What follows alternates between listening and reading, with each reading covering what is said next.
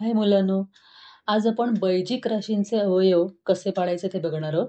आता बैजिक राशी म्हणजे काय?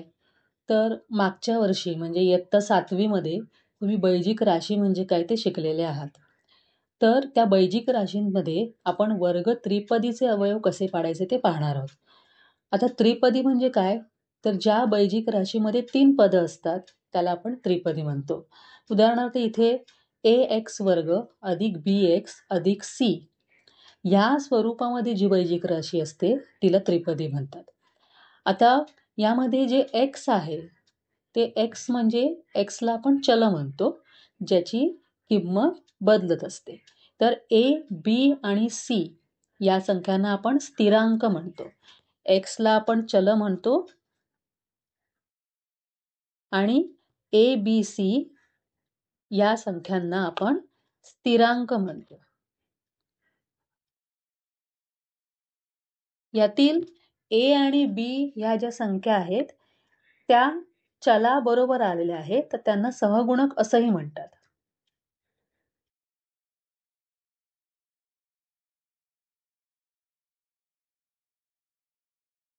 तर ह्या स्वरूपामध्ये असणाऱ्या त्रिपदीचे अवयव आपण कसे पाडायचे ते आपण आता पाहणार आहोत.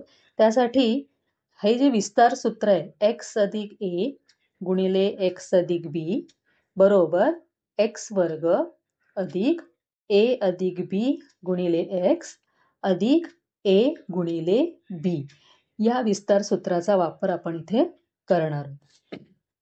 तर प्रथम आपण एक उदाहरण घेऊया. वेगवेगळ्या प्रकारची उदाहरणं घेऊन मी तुम्हाला सोप्या पद्धतीने अवयव कसे पाडायचे ते बघणार. आता या इथे 2 प्रकार आहेत अवयव पाडताना. एकतर हा जो वर्गीय पद जे आहे x वर्ग त्याचा सहगुणक 1 असताना आणि त्या वर्गीय पदाचा सहगुणक 1 व्यतिरिक्त इतर कोणतीही संख्या असताना काय करायचं, कशा पद्धतीने सोडवायचं ते आपण पाहणार आहोत. तर आजच्या आपल्या व्हिडिओमध्ये या वर्गीय पदाचा सहगुणक 1 असताना त्या त्रिपदीचे अवयव कसे पाडायचे ते आपण इथे पाहणार आहोत. तर हे उदाहरण दिलेले आहे x वर्ग अधिक 9x अधिक 18. या इथे a जो आहे a ची किंमत 1 आहे आणि b 9 आहे आणि c ची किंमत आहे 18. तर आपण यांच्याशी तुलना करणार आहोत या वरील विस्तार सूत्राची. तर इथे काय करायचं, इथे परत हे जे तिसरं पद आहे त्या तिसऱ्या पदाचं चिन्ह अधिक असताना आणि तिसऱ्या पदाचं चिन्ह वजा असताना 2 वेगवेगळे नियम आहेत.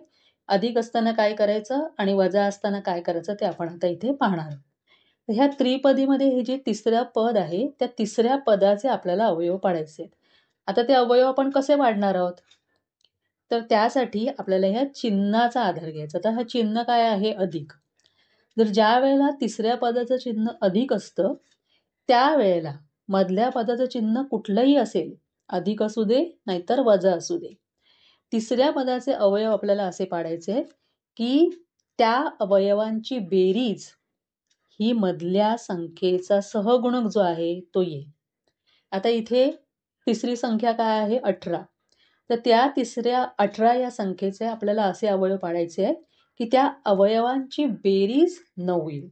आता 18चे अवयव कसे कसे पडतात? 9 दुने 18, 6 त्रिक 18, 18 एके 18. तर या 3 अवयवांपैकी आपल्याला असा अवयव निवडायचा आहे की त्या अवयवांची बेरीज या मधल्या पदाचा सहगुणक म्हणजे 9 येईल. तर 18चे अवयव कसे पडणार? 6 आणि 3, 6 त्रिक 18. कारण या 6 आणि 3 ची बेरीज येते 9. आता ह्यांना चिन्ह देताना काय करायचं? जर तिसऱ्या पदाचं चिन्ह अधिक असेल तर मधल्या पदाचं जे चिन्ह असेल ते या दोन्ही अवयवांना द्यायचं. जर इथे वजा असेल तर दोघांनाही वजा हे चिन्ह आहे. आता इथे अधिक आहे म्हणून दोघांनाही अधिक हे चिन्ह. आता आपण हे अवयव लिहिणार आहोत. प्रथम पहिलं जे पद आहे ते आपण तसंच लिहिणार आहोत आणि हे जे दुसरं पद आहे ते आपण या स्वरूपात लिहिणार आहोत, म्हणजे 6 आणि 3 या स्वरूपात. तर त्या 6 आणि 3ला काय करायचं, हा जो सहगुणक आहे तो जोडायचा. म्हणजे 9x ऐवजी आपण काय लिहिणार आहोत? 6x अधिक 3x. म्हणजे याची किंमत बदललेली नाहीये, फक्त त्याचं आपण वेगळ्या स्वरूपात त्याला मांडलं. आणि हे तिसरं पद हे असंच्या असं आपण लिहिणार आहोत. आता काय करायचंय, हे जे अवयव आहेत आपण जे लिहिले आहेत, या 4 जी गट तयार झाली, त्यापैकी दोघांचा गट तयार करायचा, म्हणजे त्याला खाली अधोरेखित करायचं. आता का करायचं? तर यामधून आपण सामायिक घटक यामधला शोधणार आहोत. तर ह्या x वर्ग अधिक 6x यामध्ये सामायिक काय दिसतंय, समान काय दिसतंय, तर x हे पद समान आहे. तर ते आपण सामायिक घेणार आणि उरलेले जे घटक आहेत ते आपण कंसामध्ये लिहिणार. तर x वर्गमधला एक x आपण बाहेर घेतला, तर काय राहिलं? अजून एक x जो आहे तो उरला, तो आपण आतमध्ये लिहिला आणि या 6x मधला हा x बाहेर घेतला, तर उरले 6. याच पद्धतीने पुढचा जो गट आहे त्याच्यामधले पण सामायिक शोधायचे आहे. तर पुढच्या गटामध्ये पहिल्या पदामध्ये 3x आहेत, दुसऱ्यामध्ये 18 आहे. म्हणजे x सामायिक आपण काढू शकत नाही, कारण दोन्ही पदांमध्ये x नाहीये. मग आपल्याला काय करायचं, 3 आणि 18 याच्यामध्ये सामायिक काय येतं ते काढायचं. तर 3 आणि इथे 18 आहेत. 18चे अवयव पडतात साहित्रिक 18. तर 3 हा घटक दोघांमध्ये समान आहे. त्यामुळे आपण 3 हा अंक सामायिक म्हणून घेणार. मग पहिल्या पदामधलं 3x मधलं 3 आपण सामायिक घेतला. मग उरला काय? x आणि दुसऱ्यामध्ये 18 मधले 18चे अवयव साहित्रिक 18 येतात. त्यातलंच 3 बाहेर घेतला, तर उरले किती? 6. यानंतर आपण काय करणार आहोत, पुन्हा आपण दोघांचा गट तयार करणार आहोत सामायिक घटक शोधण्यासाठी. तर यामध्ये काय आहे, x गुणिले x अधिक 6 आणि इथे आहे 3 गुणिले x अधिक 6. तर आपण इथे पाहिलं तर आपल्याला लक्षात येईल x अधिक 6 हा जो भाग आहे तो दोघांमध्ये सामायिक आहे. तर आपण तो सामायिक भाग बाहेर लिहूया आणि या गटामधला x अधिक 6 इथे घेतला, उरला x आणि या गटामधला x अधिक 6 आपण बाहेर सामायिक म्हणून घेतला, तर उरले किती? 3. तर अशा पद्धतीने आपल्या x वर्ग अधिक 9x अधिक 18चे अवयव आले x अधिक 6 गुणिले x अधिक 3, जे या स्वरूपात आलेत. x अधिक a गुणिले x अधिक b बरोबर x वर्ग अधिक a अधिक b x अधिक a गुणिले b. कळलं तुम्हाला? आता आपण याच प्रकारचं अजून एक उदाहरण पाहूया. पुढचं जे उदाहरण आहे त्यामध्ये m वर्ग वजा 23m अधिक 120 अशा प्रकारची त्रिपदी आहे. इथे आपण जर पाहिलं तर हे तिसऱ्या पदाचं चिन्ह अधिक आहे, जे आधीच्या उदाहरणामध्ये पण होतं. पण मधल्या पदाचं चिन्ह इथे आलेलं आहे ऋण. आता याचे अवयव कसे पाडायचे? आधी सांगितल्याप्रमाणे तिसऱ्या पदाचं चिन्ह जर अधिक असेल तर आपल्याला अवयव कसे पाडायचे? तर आपल्याला असे अवयव पाडायचे की त्या अवयवांची बेरीज हे मधलं पद येईल. त्याचं चिन्ह काहीही असू दे, आपल्याला त्याची बेरीज किती आली पाहिजे? 23. म्हणजे इथे तिसरं पद आहे 120. तर त्या 120चे आपल्याला असे अवयव पाडायचे की त्याची बेरीज 23 येईल. तर यासाठी आपल्याला अवयव काढून बघायचं. आता अवयव कसे पडतील 120चे? तर जर तुम्हाला तोंडी येत असेल तर तुम्ही तोंडी पाड्यांच्याद्वारे तुम्ही त्याचे अवयव पाडू शकता आणि जर येत नसतील तर जर तुम्हाला उभे अवयव पाडता येत असतील तर उभे अवयव पाडून तुम्ही त्यांची बेरीज 23 येते असे अवयव शोधावे लागते. तर इथे अवयव कसे पडणार आहेत? 15, 18, 20. कारण यांची बेरीज किती आहे? 15 आणि 8ची बेरीज किती येते? तर 23. इतर जर अवयव आपण बघितले असेल तर 12 गुणिले 10 हे एक अवयव आले असते. त्यानंतर 60 गुणिले 2 असेही अवयव आले असते. पण आपल्याला अवयव असे शोधायचे की त्यांची बेरीज 23 आली पाहिजे. तेच अवयव आपण इथे घेणार आहोत. आता इथे चिन्ह देताना काय करायचं? इथे तिसऱ्या पदाचं चिन्ह तर धन आहे, त्यामुळे त्यांची बेरीज मधलं पद आपण शोधलंय. पण त्या मधल्या पदाचं चिन्ह इथे ऋण आहे. जर चिन्ह देताना मधल्या पदाचं जे चिन्ह आहे ते आपल्याला या दोन्ही अवयवांना द्यायचं आहे. मधल्या पदाचं चिन्ह ऋण आहे म्हणून दोन्ही अवयवांना आपण चिन्ह दिलं ऋण. आता हे अवयव आपण या दिलेल्या गणिताच्या खाली लिहिणार आहोत. तर कसं लिहिणार आहोत? पहिलं पद असंच्या असं आपण लिहिणार. दुसऱ्या पदाला काय करायचं आहे, आपल्याला 23 लिहिण्याऐवजी 15 आणि 8 यांच्या स्वरूपामध्ये आपण 23m लिहिणार. त्या 15 आणि 8ला चिन्हासकट आपण लिहिणार आणि त्याला हे दिलेलं चल आहे ते जोडायचं. म्हणजे वजा 23mच्या ऐवजी आपण लिहिणार आहोत वजा 15m वजा 8m. आणि हे जे तिसरं पद आहे हे असंच्या असं लिहायचं. म्हणजे आपल्याला काय करायचंय, मधलं जे पद आहे त्याची फक्त फोड करून आपल्याला लिहायचंय. पहिलं आणि तिसरं पद तसंच ठेवायचं. आता इथे पुन्हा काय करायचंय, 2-2 संख्यांचा आपल्याला गट तयार करायचा. पहिल्या 2 आणि नंतरच्या 2. आणि काय करायचं, याच्यामधला जो पहिला गट आहे त्याच्यामध्ये नेहमी पहिल्या गटामध्ये चल असतं ते सामायिक येतं. इथे m वर्ग आहे, mच्या बरोबर कुठलीही संख्या नाहीये आणि इथे m आहे, त्यामुळे या दोघांमधला सामायिक येणार m. पहिल्या पदामधला m 1 2 m आहेत, m वर्ग म्हणजे त्यातलं एक m आपण सामायिक म्हणून घेतला तर उरला 1m. आणि दुसऱ्या पदामध्ये वजा m आपण सामायिक घेतला तर राहिलं काय 15. आता पुढच्या गटातला सामायिक शोधण्याआधी त्या पुढच्या गटातील जी पहिली संख्या आहे त्याचं चिन्ह जर अधिक असेल तर अधिकच घ्यायचं, पण ऋण असेल तर ऋणच सामायिक म्हणून घ्यायचं. त्यानंतर याच्यामध्ये सामायिक काय बघायचं आपल्याला, 8 आणि 120 यांच्यामध्ये काय सामायिक येतंय ते आपल्याला शोधायचं.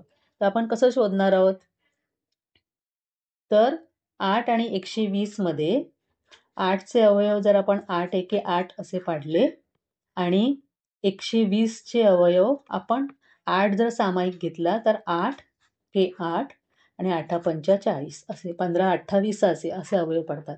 तर आपण काय घेणार आहोत, इथे 8 सामायिक म्हणून घेणार आहोत. त्यानंतर पहिल्या पदामधला 8 सामायिक घेतला तर इथला m असाच राहिला. आता इथे चिन्हाचं काय करायचं, तर हे इथे धनचिन्ह आहे, तर आपल्याला इथे धनचिन्ह लिहिता येणार नाही, कारण आपण ऋणचिन्ह ही सामायिक म्हणून घेतलेलं आहे. ज्यावेळेला आपण ऋणचिन्ह सामायिक म्हणून घेतो तेव्हा कंसातील पदांची चिन्ह बदलतात. त्यामुळे इथे धन आहे, त्याचं चिन्ह बदलणार, ते होणार ऋण. आणि इथे 120 ऐवजी आपल्याला 120 मधला आपण 8 हा सामायिक बाहेर म्हणून घेतला तर उरले किती 15. तर आपण हे 15 इथे लिहिणार आहोत. एक इथे लक्षात घ्यायचं की पहिला जो गट आहे आणि दुसरा जो गट आहे याच्यामध्ये 2 गट आहेत, हे परत 2 गट तयार झाले. याच्यामध्ये कंसातलं पद कधी पण सामायिक येतं, सारखं येतं. त्यामुळे जर कुठे चुकलो आपण तर आपल्याला इथे लक्षात येऊ शकतं की आपलं काहीतरी इथे गडबड झालेली आहे. त्यामुळे त्या ध्यानात ठेवूनच आपल्याला अवयव पाडायचे. आता यामध्ये बघा, या दोन्ही गटामध्ये सामायिक आपल्याला दिसतोय m-15, म्हणून तो सामायिक गट आपण घेणार आहोत m-15. आणि या गटामधला m-15 घेतल्यानंतर दुसऱ्या कंसात काय उरणार आहे, इथे m उरला आणि इथे -8. अशा पद्धतीने आपण m वर्ग वजा 23m अधिक 120 चे अवयव पडले m-15 गुणिले m-8. अतिशय सोप्या पद्धतीने आपण हे करू शकतो. आता इथे आपण दोन्ही जी उदाहरणं अभ्यासली त्यामध्ये तिसऱ्या पदाचं चिन्ह धन होतं. त्यामुळे तिसऱ्या पदाचं चिन्ह धन असताना आपल्याला त्या मधल्या पदाचे असे अवयव पाडायचे असतात की त्यांची बेरीज मधल्या पदाचा सहगुणक येईल. आणि त्याला चिन्ह देताना मधल्या पदाचं जे चिन्ह असेल ते दोघांना द्यायचं. जर मधल्या पदाचं चिन्ह धन असेल तर दोघांना धन चिन्ह द्यायचं. तर मधल्या पदाचं चिन्ह ऋण असेल तर दोन्ही अवयवांना ऋण चिन्ह द्यायचं. कळलं? आता आपण पुढचं उदाहरण असं पाहणार आहोत की तिथे तिसऱ्या पदाचं चिन्ह ऋण असणार. तिसऱ्या पदाचं चिन्ह ऋण असताना काय करायचं? आता बघा पुढचं उदाहरण, p वर्ग अधिक 2p वजा 35. इथे तिसरं पद आहे 35 आणि त्याचं चिन्ह आहे ऋण. आता तिसऱ्या पदाचं चिन्ह जेव्हा ऋण असेल त्यावेळेला आपल्याला त्याचे कसे अवयव पाडायचे आहेत, तर तिसऱ्या पदाचं चिन्ह ऋण असताना आपल्याला त्या तिसऱ्या पदाचे असे अवयव पाडायचे की त्या अवयवांची वजाबाकी मधल्या पदाचा सहगुणक येईल. आता इथे मधलं पदाचा सहगुणक काय आहे, 2 आहे. तर आपल्याला 35चे असे अवयव पाडायचे आहेत की त्याची वजाबाकी 2 येईल. तर 35चे अवयव कसे पडतात, तर 7 35. 7 आणि 5 यांच्यामधला फरक किती येतोय? 2 येतोय. म्हणून आपण असे अवयव पाडलेत. 7 5 35. आता चिन्ह देताना काय करायचं? आपण तिसऱ्या पदाचं चिन्ह अधिक असताना काय बघितलेलं? मधल्याचं जे चिन्ह आहे ते दोघांना पण द्यायचं. पण इथे तसं नाही करायचं. इथे चिन्ह देताना मधल्या पदाचं जे चिन्ह असेल ते या 2 अवयवांपैकी जो मोठा अवयव आहे त्याला द्यायचं. आता यातला मोठा अवयव कुठला आहे? 7. मधल्याचं चिन्ह आहे धन. तर ते धन चिन्ह आपण या 7ला देणार आणि याच्या विरुद्ध चिन्ह म्हणजे धनाच्या विरुद्ध येतं ऋण. ते आपल्याला या दुसऱ्या अवयवाला देऊन टाकायचे. का? कारण आपल्याला या दोघांचा गुणाकार ऋण 35 आला पाहिजे. आपलं जे तिसरं पद आहे ते आहे ऋण 35. तर आपल्याला त्या दोघांचा गुणाकार ऋण 35 आला पाहिजे. त्यामुळे एकाचं धन येणार आणि एकाचं ऋण येणार. पण कोणाला धनचिन्ह द्यायचं? तर मधल्या पदाचं चिन्ह जे आहे ते मोठ्याला द्यायचं आणि त्याच्या विरुद्ध चिन्ह दुसऱ्याला द्यायचं. आता मगाच्या 2 गणिताप्रमाणे आपल्याला हे अवयव लिहून टाकायचे. इथे आपण काय करणार आहोत? पहिलं पद असंच्या असं येणार. या दुसऱ्या पदाच्या ऐवजी आपण काय करणार आहोत? हे त्याचे अवयव लिहिणार. म्हणजे अधिक 7 त्याला जोडणार हा चल पी आणि वजा 5 आणि पी आणि तिसरं पद हे आपण असंच्या असं लिहिणार. आता काय करणार आहोत? आता पुढे आपण त्यांचे 2-2 संख्यांचे गट तयार करणार. पहिल्या याच्यामध्ये आपल्याला काय सामायिक येणार आहे? तर यातलं चल सामायिक येणार आहे. पी जे दोघांमध्ये पण आहे. पी सामायिक आलं. पहिल्या पदामधलं काय झालं? पी वर्गमधले 1 पी सामायिक म्हणून घेतला. तर उरलेला 1 पी त्यामध्ये उरला कंसात. अधिक या 7 पी मधला हा पी आपण सामायिक घेतला तर उरलं काय? 7. आता पुढच्या गटामध्ये मगाशी सांगितल्याप्रमाणे पहिल्याच पदाचं चिन्ह ऋण आहे. जो पहिलं पद जे असेल त्याचं जे चिन्ह असेल तेच सामायिक म्हणून घ्यायचं. ऋण आहे म्हणून ऋण घेतलं. आता 5 पी आणि 35 याच्यामध्ये काय सामायिक येणार? तर पी तर येऊ नाही शकत कारण 35च्या बरोबर पी हा चल नाहीये. मग 5 आणि 35 मध्ये सामायिक करणार. तर 5 चे अवयव पडतात 5 एके 5 आणि 35 चे येतात 7 5 35. म्हणजे 5 ही संख्या दोघांमध्ये सामायिक आहे. म्हणून आपण 5 सामायिक म्हणून घेणार. पहिल्या पदामधून काय उरलं? 5 सामायिक आला तर उरला पी. आता चिन्ह वजा चिन्ह जेव्हा ऋण चिन्ह जेव्हा आपण सामायिक म्हणून घेतो तेव्हा आतल्या पदाचं चिन्ह बदलतं. म्हणजे इथे ऋण आहे तर ते होणार धन आणि 35चे अवयव पडतात 7 5 35. यातला आपण 5 सामायिक म्हणून घेतला तर उरले किती? 7. इथे आपल्याला आपण टॅली करू शकतो. इथे बघा पहिल्या कंसामध्ये पी अधिक 7 आहे. तोच कंस इथे आला पाहिजे आणि आलेला आहे म्हणजे आपलं बरोबर आहे. आता यांचे काय करायचे?